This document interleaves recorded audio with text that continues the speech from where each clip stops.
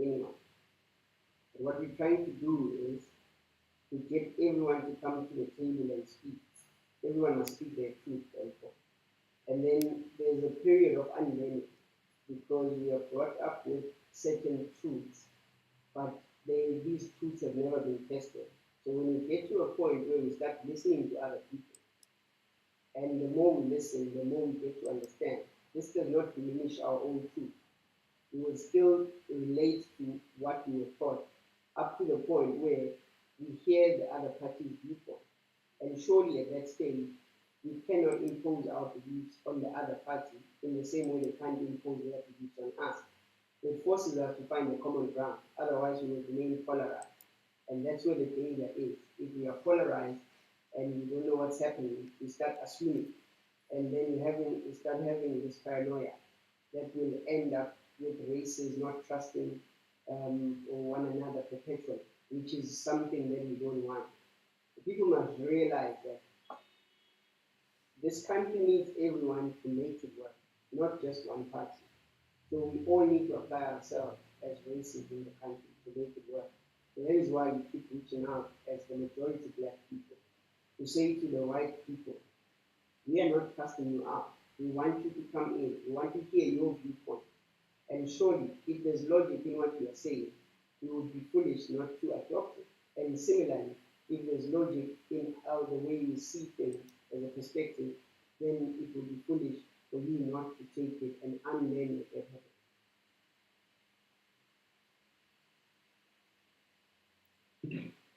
Understood. Then again, we need to remember that some people will take it in a different type of kind of perspective because we won't understand in the same level of perspective. So hence I said it's like we are saying to them they need to stop what they believe in, what they grew up hearing, and then yes, please kindly can we just all work together and be as one? That's what we're saying. So but to them, don't forget they were taught that we the black people are here to get rid of them and to take their land, so to speak. If my mind serves me right, I stand to be corrected. Yeah. Um, I just think like if the forthright of monument people themselves can block us from communicating with them, what does that say about their position in terms of reconciliation? If they are like an Afrikaner representative institution and they block black people that are saying, hey, we acknowledge the history that happened and we're saying we want to engage in dialogue with you to to reflect on the past and to facilitate the process of healing and reconciliation, and they block us from communicating with them. What does that say about what they think about the possibility of reconciliation, if they even want reconciliation? You know, but yeah, Because it also takes us back to what led to the great trek to happen. They did not want to listen or to pay rent or to follow whatever the laws were.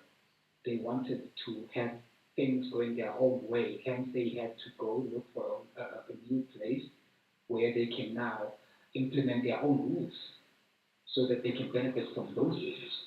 So I'm not saying that we need to be diminished or maybe like uh, be dragged back. No, it's just that these people very legit. There's a lot of these people who believe in what their parents had taught them. So we need to be careful because there are landmines. We can step on a landmine and then the next thing boom. So we need to be careful and extra cautious.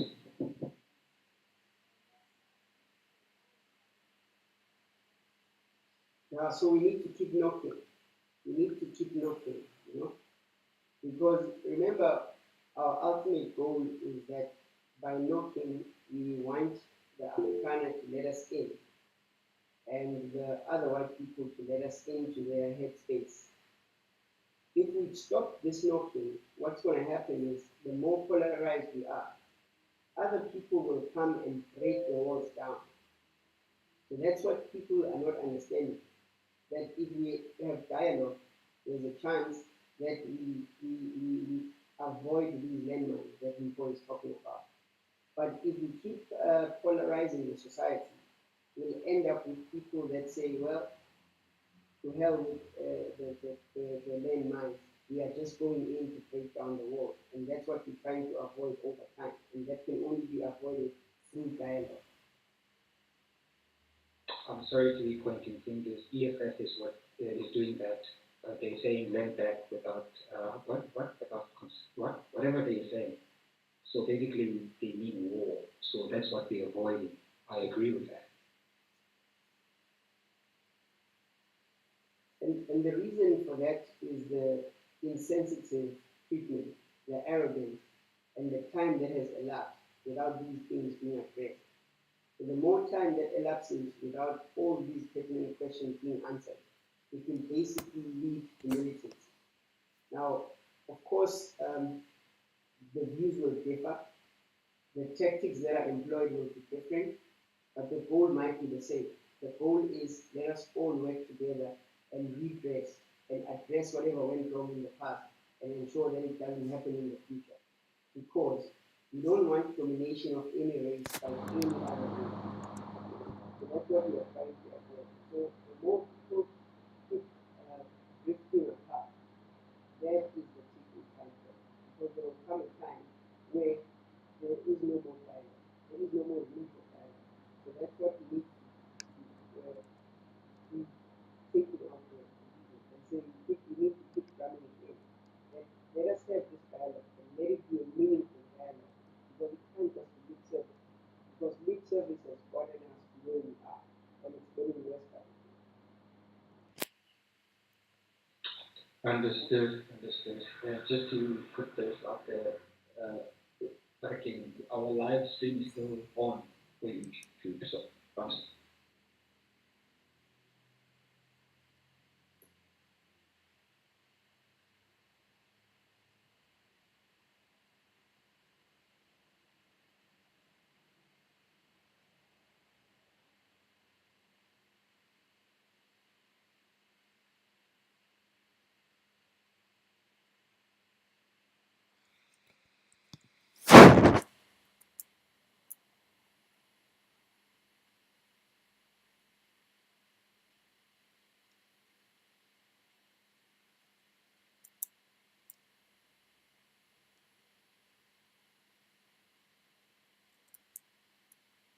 Hello, can you hear me?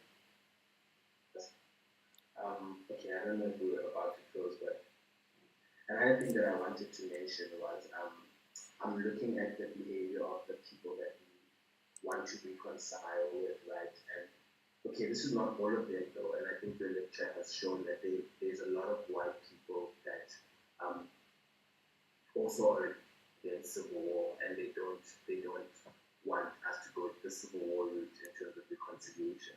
But what I've noticed about those white people is that most of them are Christians, and that a lot of the peaceful methods of reconciliation and I guess liberation has a missionary kind of Christian influence, right? So I don't know what the African spiritual consequences of that root are. Yeah. Look, I lost my train of thought now. I was going to say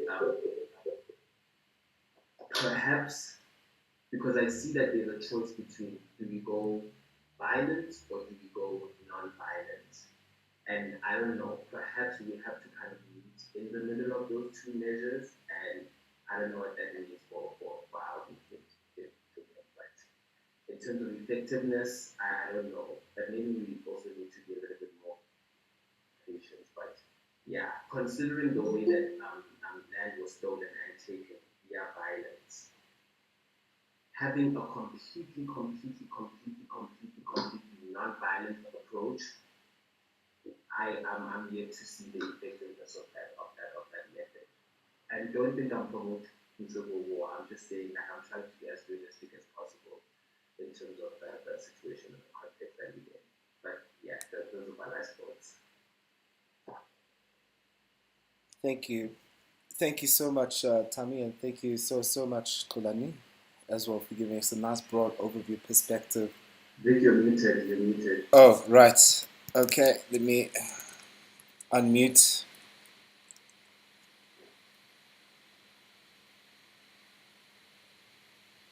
So I'll have to exit to unmute. If you can just unmute yourself, brother, that's all we need. Just what we need.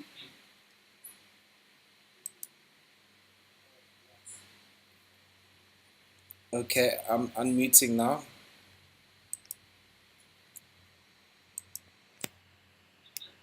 Are you experiencing technical glitches, my brother?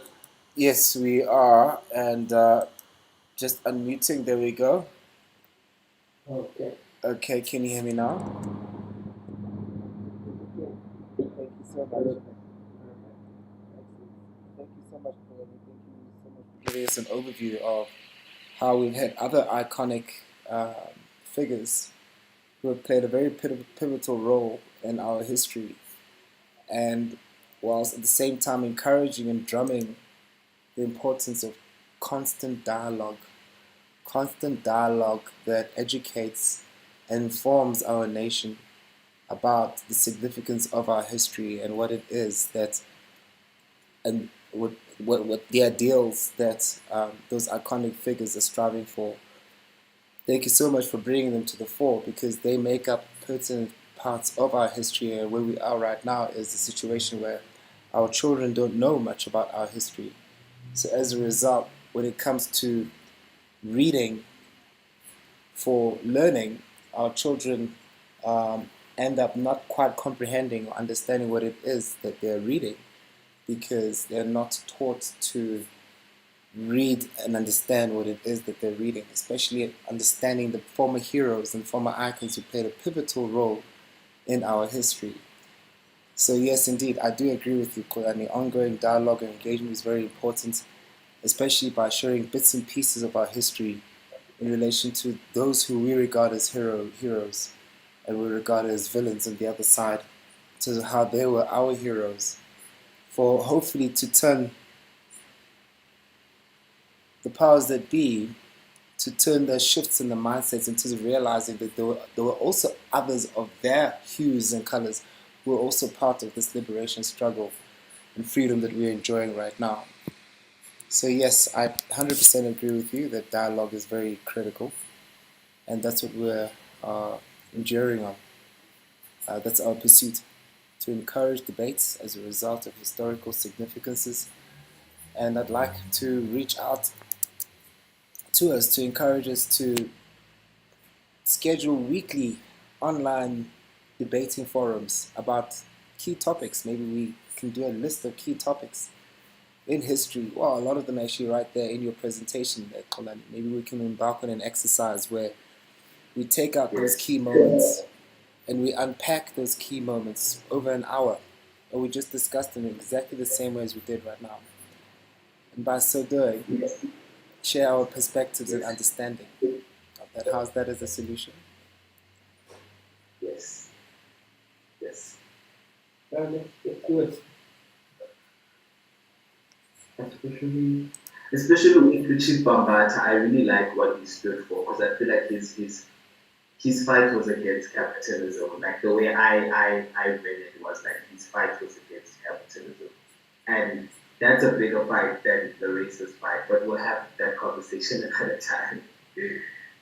So, will you be willing to raise your hand and be the first one to do a narrative about Bambata himself? I can assist you with a little bit of literature that I've picked up from Advocate Temeka Ngatubi. Not more than 2 pages about Bambata himself and how he was represented. I can help share that enlightenment. I'll be the first one. I don't want to be the first one, but like I can be there in the list, but not the first one. Well, you came up with a topic. Yeah, I will take you to Bambata's Rock, which is very close to where I was born. So I will take you there in Spain, alright? So I would love that. Okay, oh my God, India is one of the most beautiful landscapes in South Africa. And Kolani, since you know it, I've driven there alone. So you can imagine all those gorges and then, Yeah. wow, I'm the girl. Growing up, I never thought I could There's a drive very that way. certain Masi-Hlanganeni, hi. We recognize, we recognize.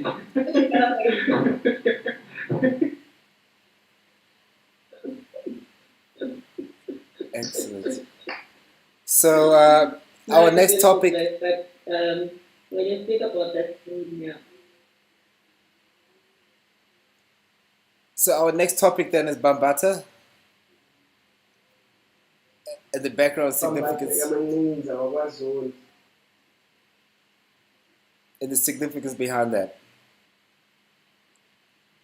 Well, he obviously led that rebellion um, against black people, black men being forced to pay taxes.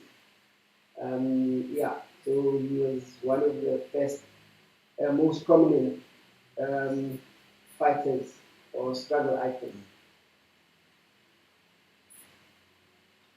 Well, I don't know, but I think there's also a song that Zola had released that was going like, "Bambata." So I don't know if that he was referring to the same Bambata that you guys are talking about, or what he talked about his own Bambata. I don't know. The same combatant, his rebellious spirit must have touched God. Awesome stuff. I need to look for this song and maybe share with them.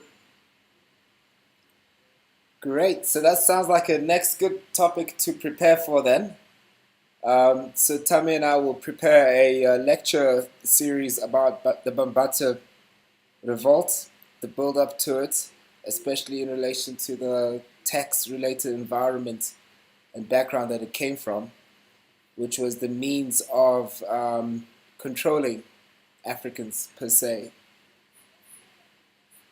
So that talks to the importance. Okay, we got cut off just now.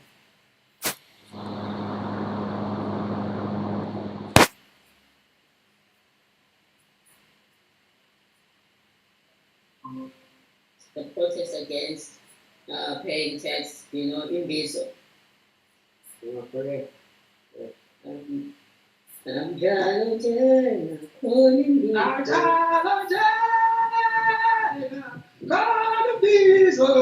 Is that the one? Hey, Dala Pisa na Cosini. Dala Pisa Facebook. It is it I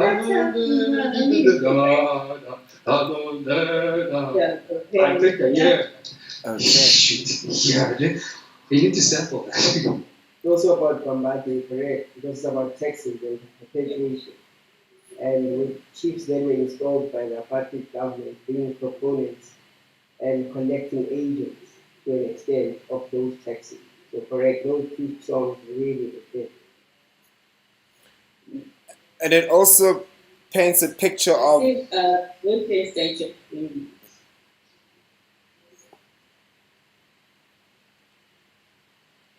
and it paints a clear picture of administration and what administration and governance actually meant at that time in so-called Southern Africa, the South African Union, where ultimately you had that structure whereby the governor would administer the natives in relation to the native land affairs, native department, the Department of Native Affairs, and under Native Affairs, the chiefs would report to the magistrate, and then the magistrate would then in turn report to the administrator. So the enforcement of taxes was a way of controlling the masses and ensuring that those who cannot pay whatever taxes would be fined, and as a result, they will be sent straight to jail, and from there, labor, hardcore labor. So it was a form or instrument to collect labor, cheap labor, to be able to exploit the conditions in the name of capital. So it'll be a very pertinent and interesting lecture for us to explore and unpack. Thank you very much, Tamsanwa, for suggesting it. We can exchange notes by the end of the week and then schedule an online lecture series for next week then. Don't forget to add Zola's song and put the chemistry song. I had to use Galaya. But now, are you guys really forcing me? No, we'll work together, Tamsan. Especially in relation to the significance of reconciliation, because what we're doing is we have to find a way of being able to make the colonial settlers' children understand what governance was about to us, the pain that we as Africans had to endure, that our parents had to endure, in terms of the meaning of these taxes. And as a result, the song was there to educate and inform in the context and background of our history, which is a part of history that we need to reconcile with.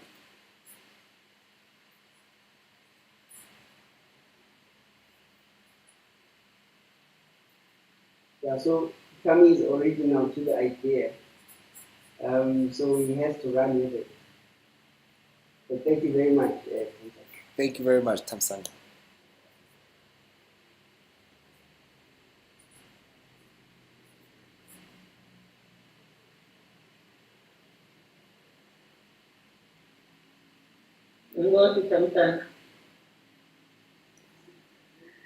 Okay, cool, guys. Ciao.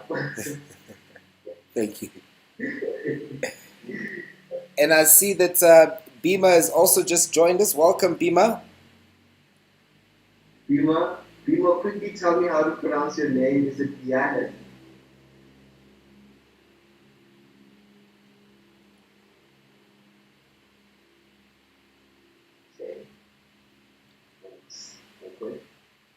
Okay, maybe he's muted. Let's see if we unmute him.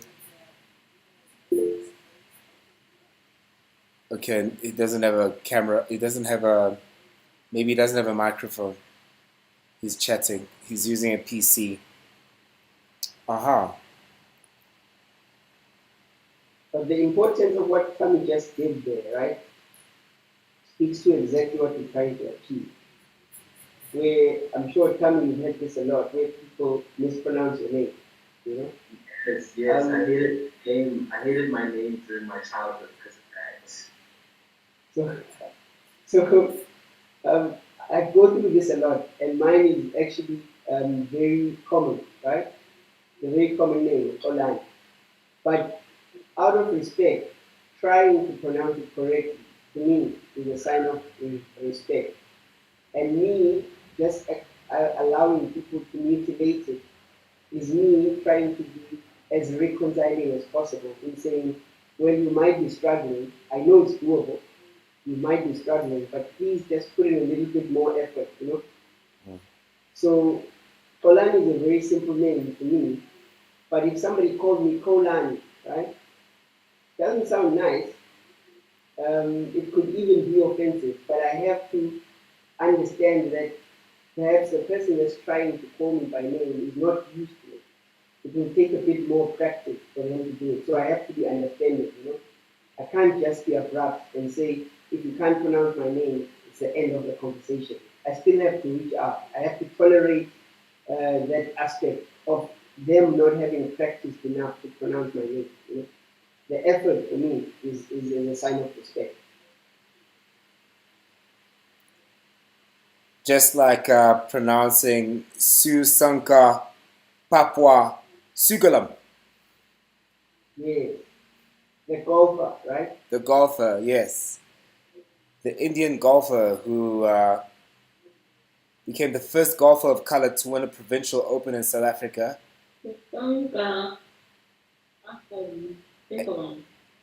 And he became a symbol of the sports boycott movement when pictures of him received this trophy outdoors in rain were published across the world due to apartheid. He was not allowed to enter the clubhouse. So can we ask Vietnam to do a little bit of research on that and prepare a lecture for us, not this week, but the following week?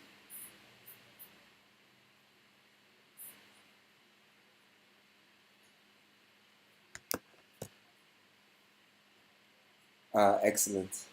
And then hopefully by then, we would have reached out to Gary Player while utilizing the social media just to, do a motivation. Fantastic. So we've got 2 lectures of 2 significant events and icons. And yeah, thank you very much, Olani. It is much appreciated. And thank you very much for all the preparations that have happened behind it all. Thank you very much for everybody that attended.